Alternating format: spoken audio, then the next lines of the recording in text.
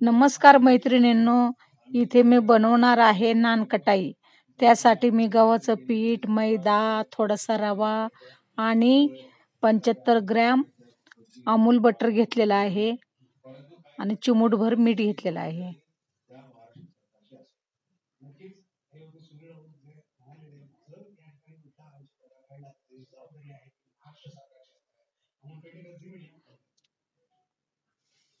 दीड वाटी गव्हाचं पीठ घेतलेलं आहे. चला तर आता बाउल घेतलेला आहे. आपण बटर त्यामध्ये टाकून देऊया.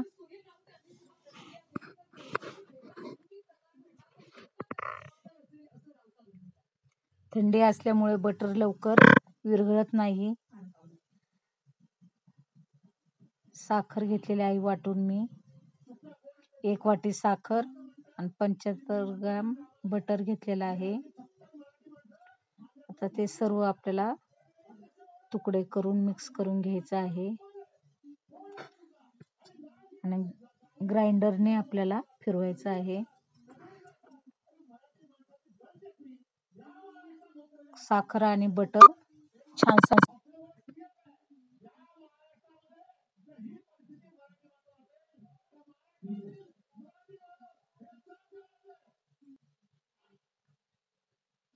तुम्ही बघू शकता.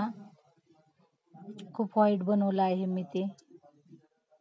असं करायचं आहे आपल्याला नानकटाईसाठी, जेणेकरून आपली नानकटाई खूप सुंदर आणि खुसखुशीत होईल.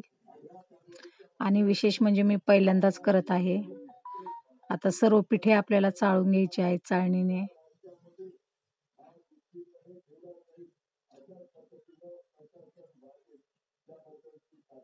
त्यात बेकिंग सोडा पण टाकायचा आहे आपल्याला 1 चमचा.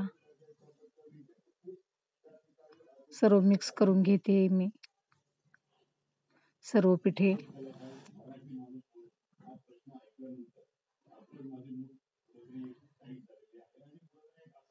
आता यामध्ये आपण ते पिठे टाकणार आहोत.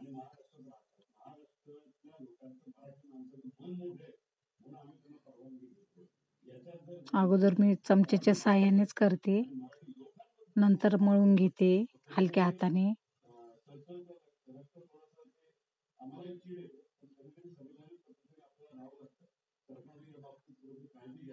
अशा प्रकारे आपण गोळा तयार केलेला आहे. आता 5 मिनिटे आपण झाकून ठेवूया. चला तर 5 मिनिटे झालेले आहेत. आता आपण गोल गोल गोळे करून घेऊया आणि काजू त्यावरती लावून देऊया.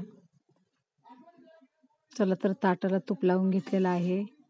अशा प्रकारे मी गोल गोल गोळे करून वरतून सगळे काजू चिटकून घेतलेले आहेत. अशा प्रकारे तुम्ही बघू शकता आपली नानकटाई. आता गॅसवर मी कढई ठेवलेली आहे. त्यावरती आपल्याला ताट ठेवून द्यायचं आहे. 5 मिनिटे मी गरम करून घेतलेली आहे कढई. आता वरतो आपण झाकून ठेवून देऊया वरती. 10 ते 15 मिनिटे आपण असं ठेवणार आहोत. चला तर आता मी झाकण काढून बघते. वाव, मस्त झालेली आहे आपली नानकटाई. तुम्ही बघू शकता. तुम्हाला जर माझी नानकटाई आवडली असेल तर लाईक करा, शेअर करा, सबस्क्राईब करायला विसरू नका.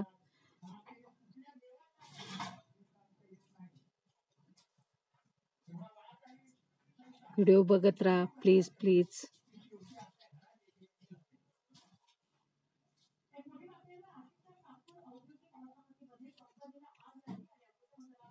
Happy Christmas.